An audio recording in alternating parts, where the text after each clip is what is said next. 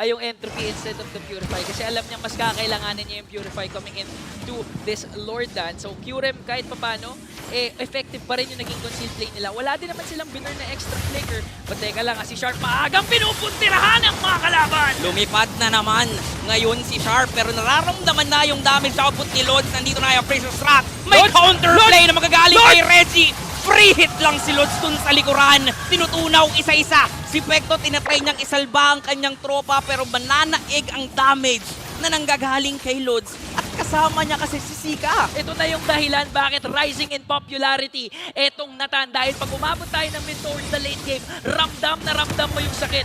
This time si Vin nasa same pwesto kanina ni Ajay pero walang retribution holder doon. Ang TNC Z4, Blacklist secures the Lord. Isa pa sa nakakayamot sa lineup ng BLRW, aside dun sa damage na nanggagaling kay Lods, yung heal na nanggagaling sa isang Angela. Look at the items dito. Nitong si Angela. Last of the Oasis, tapos buo ng fleeting time, may Necklace of Durance pa. Di ba?